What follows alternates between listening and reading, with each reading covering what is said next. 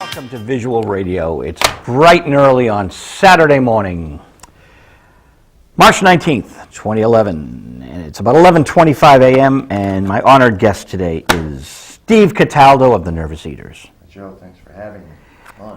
Known each other, 3 decades now? Yes, quite a while. I worked very closely with Willie Loco Alexander, as you did. Love You Willie. were in a band called the Rhythm A's with Willie? Yeah, Willie was in there for a little while. I had some of the Fools in there, some of the Eaters. Oh, so it wasn't just a Willie Loco band? No, I saw Willie playing at a little club in Beverly called Sandy's. It was jazz and blues club at that time.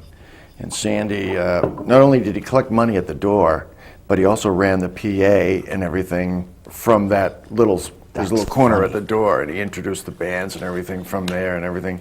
He loved it. And I saw Willie performing, just Willie and his piano. He had a little rhythm, little drum machine that was part of his keyboard. And I remember Willie from The Lost. I had seen The Lost down on Cape Cod, and they just knocked me out. They were just fabulous. There was a whole generations of bands that came out at that point, like the Bold, the Ones, the Lovelace Lads. Great. The Lovelace Lads, were they Stephen Lovelace? That's right. I didn't realize. So Stephen and Scott Barnwell were in the same band? They could have been. I forget who was in it. I remember Stephen though, but the band was great. It was a chick band, the Lovelace, right? I thought they were named after Linda Lovelace, but And I don't know about that one. I think Stephen might have been involved. Oh, that's funny. The Lovelace Lads, I never knew about them. Yeah. Who were the We had a ones? place on Cape Cod where I live called the Agogo, and that's where they brought major acts like the Animals, Sam the Sham. Sam showed up, and as kids we went and were prepared to see him with his turban and all that, but he just showed up like he was there to fix the heat. That's funny. A drummer, a guitar player, and a sax. That was it. Let's not be L7, and he was. Wooly Bully. That's right, yeah. But he could write some great songs. 7, Yeah. square. Yeah. Let's not be So he was very square when he came in. Yeah, he was. Not hip. He was. But he did a good show, did all his hits. Everybody loved it. I saw Eric Burden and the Animals there with Hilton Valentine. Hilton from Connecticut, and right? Chaz, yeah. And boy, they were great. I would imagine. The Agogo. So where was the Agogo in Cape Cod? In Yarmouth, right in the middle of the Cape. Wow. Yep. Makes sense. So I didn't realize that you come from Cape Cod, and so does Willie. Yeah, Willie is from Newton and Cape Cod. His mom lived on Cape Cod for many years. Right. Yep. And Willie still goes down there.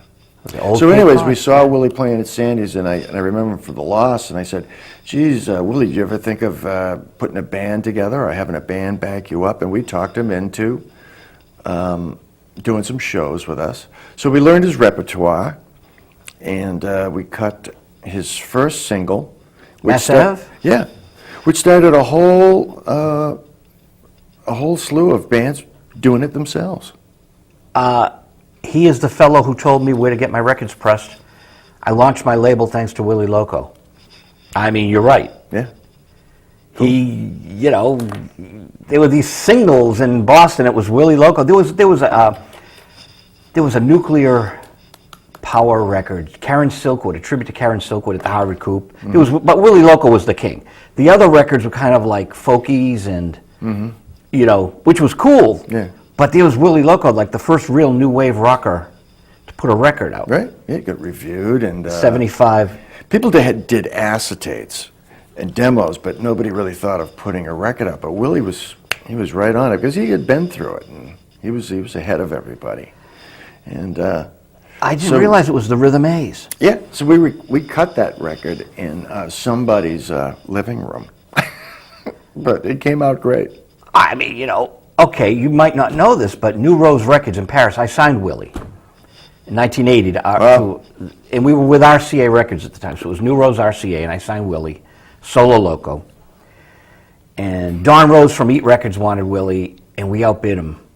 And I love Don, But, you know, it was like, it was business, you know, and I wanted Willie Sure. on the French label. Sure. And in 1985, 5 years after I signed him, Patrick Maté, you must know who he is, I'm sorry. the New Rose Records guy. Oh, Patrick from New Rose. Yeah, it comes Right. back to me now. Okay, so he said, let's put out Willie's greatest hits. Well, Stephen Lovelace, God bless him, was out of state. I think it was North Carolina. I can't find the tapes, Joe. He had them somewhere, right? So I got this. So this is good for you to know because this is your work. Karen Kane, the engineer. Right. I called Karen up and we went to Euphoria and Revere and we took out the pops and cracks off the record and we did a good job. And so Willie Loco's greatest hits. Wow. Which is like Genya Raven goes, how can you have a greatest hits album without having a hit? I go, Genya. She goes, I can't have a greatest hits. I can do a best of. I helped with the best of 10-wheel drive. Okay, right, Genya, but it was Willie's greatest hits. It's the underground, right? So you are on Willie's greatest hits, and now you know that how we remastered your single. We went to Euphoria, and we did a good job. Karen is great ears. And so we took your single, and Cool. And Cool. I really might have the tapes now, but at the time, Stephen was in North Carolina or something. But this is nice history. You did it in a living room. Yeah, yeah. And And I think it was the second take or first take. That was it. 1975, 74? It was early. It might have been even earlier than that. Oh, so it might have come out later than That's when right. you... Yeah. Oh, that always happened. Oh, Like, Loretta was recorded around that time, I think a year later. not in the same place. No. We did that at Northern Studios in Maynard. Northern, where the Cars did their demos. That's right. Yeah. So you had these parallel things with the Cars. Yes. They recorded their demos in Northern. Mm-hmm. You recorded Loretta. Now, back in 1992, I produced a demo that got the deal for Harvey Warfield. We did like 90 or 100 of these interviews, and only two of them, Barry Tashin of The Remains and Steve Cataldo, didn't get on the tape. Wow. So Harvey interviewed you, and for some reason the tape didn't work. So I got all these interviews except for you, so now you're here. I was under the impression that Loretta was the demo that got the deal, for the Elektra deal. No. I mean, it may have, but I think it was the demo in its entirety. I don't think any record company sits there and listens through all the songs. They'll pop on 15 seconds, and if it doesn't have anything in that first intro, right into the garbage bin it goes. But because Rick's name was on it, Rick did it, and in association with Fred Lewis, they got us a deal at Elektra, and that's... Rick Hart. No, Rick Ocasek. Oh, Rick Ocasek cut the demos? Yes. I thought it was Rick Hart who cut the demos. No, it was Rick Ocasek. So Rick Ocasek of the Cars cut your demos? That's right. I did not know that. Okay. Yeah. And we should have released that as the Yeah. Elektra album, but, hindsight's 20/20, and oh well. Now that, Rick Ocasek's doing what, Weezer and all sorts of productions. Yeah, so he has a studio in New York, and I he's think a he big wheel at Elektra. Yeah, at Elektra he was A&R, like Maxine Satori was A&R at Elektra. Mm-hmm. Yep. It was actually Rick and Maxan that got us the deal. And I think Fred chimed in there someplace, but those two headlined it. Oh, so Rick Ocasek and Maxine were the ones who were championing. Yes. Mm-hmm. My perception, being on the outside of it, was that, Fred Lewis of the Cars wants to have another hit. So we found the Nervous Eaters. Mm. But you had Rick and Maxine working it. Right. And Tom Moore was the engineer. He did a great job.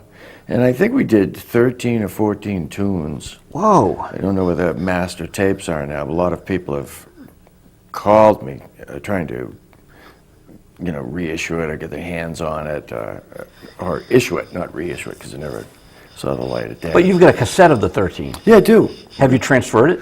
No, never did. Bake it, transfer it, get it? I mean, that might be the only remnant. Yeah, Rick may have it, but he's moved so many times, and he has a house in New York, and so. Have you talked to him? Not recently. The band's been rehearsing. He's got a lot of new tunes. If it's anything like their early records, boy, it'll be sensational. And I hope the band plays out. I don't know if they will, but. Oh, I think they will. Hope so. We had Greg Hawkes on the show. He was our 7th guest, and then we taped him November 2009 down at the the Beatles convention that Charles Rosenet does. So Greg played on a Paul McCartney record. Flowers in the Dirt. Greg's a great guy, boy. He's awesome. Yeah. So we interviewed Greg again, but now he's back with Rick and David. Mm-hmm. Unfortunately, Ben's gone. Yeah, that's sad. Ben is a great guy. Ben had me videotaping his gigs. So I've got all these videotapes of Ben who are alive. Wow. The 15,000 people at Government Center, right? So I'm like, Ben, let's do the interview. Oh, no, you're going to come up to Vermont to the house and hang out for the weekend. We'll do the interview. I never got up there, and now he's gone. Yeah, too bad. So I'm doing all his video work, and I can't, sit down. But, after a gig and there's 15,000 people, you kind of wiped. Yeah. And I understood it. But Ben was a sweetheart. And, he's another soldier that we miss. Yes. And, the Cars without Ben is going to be the Cars, but that dominant spirit is going to be missing. Yep. For those of us who were there. Yeah. He was half the band, I mean, all the guys are excellent. They all play their part. And they're all great. But he had a great voice, and he was originally a guitar player. He picked up the bass because somebody had to play it, so. The Grasshoppers he was in Ohio. They had a 45 out. Yeah. Well, he and Rick, I think, were friends, high school friends or whatever. They had a band called Milkwood on Paramount Records. Yep. And then they were Captain Swing. That's right. Yep, that changed into the Cars. Jonathan Richmond had called them Rick and the Rabbits. Before they were Captain Swing, they were Rick and the Rabbits. We know our Cars history here. Did you play with the Cars at the Rat? Many times. Many times. Yeah. That must have been a great show. I mean, I'm sure I was there. But just digging up the memories, that must have been a great show because the Cars and the Nervous Eaters, and I know I was there, but... Yeah. That's how we became friends. The gigs. Yeah, through the gigs, yep. And we were good friends with Elliot, and Elliot would go to lots of shows and jams with us, and like he and I went and played with Buddy Guy one night, and that was cool. Where? It was in Peabody at some club, and Junior... I was playing Hubert Sumlin's Rickenbacker, and the strings were about that far off the neck. Was Hubert with them? No. Hubert was Howlin' Wolf's guitar player, and then when Howlin' passed away, Hubert has just done solo shows all over the place, and he's fantastic. But Hubert pulls his strings into tune. He doesn't. He just kind of pulls it out of the case and just. I can't even get my guitar in tune. He pulls his strings into tune? He sure does. I can't even use a tuning peg. It was a monster guitar to play, and I would have probably played much better had I had my own guitars and used to my own action. But anyways, I started playing my leads, and Buddy looked back at me to see who was playing, and I nodded to him, and then Junior kept looking at me, and my lead offering was going pretty well, but he just wanted some more. He wanted me to reach that apex. And Junior wanted you to. Yeah, Junior. He's going like this. Come on, give it to me. Give it all to me, And I just couldn't get any more out of the guitar. It's a poor man who blames his tools, but it was a tough guitar. I was fighting it. How did Hubert Sumlin's guitar get up to a Buddy Guy, Junior Wells gig? Well, Buddy's road manager, Jose Gonzalez. Oh, you know Jose? He's a close friend of mine. Yeah. Oh, tell him I said hello. I haven't talked to him in years. We used to go to Chicago all the time, drive out. In fact, we purchased a couple of boxes of lobsters, and we were bringing them out to the Checkerboard Lounge in Chicago. And we dropped them off there, went over to Buddy's house, and then we came back, and they had the lobsters up on the bar, and they were racing them. Some of the people, I don't even know if had seen lobsters or whatever, but it was hilarious. We just died laughing. Okay. Wow.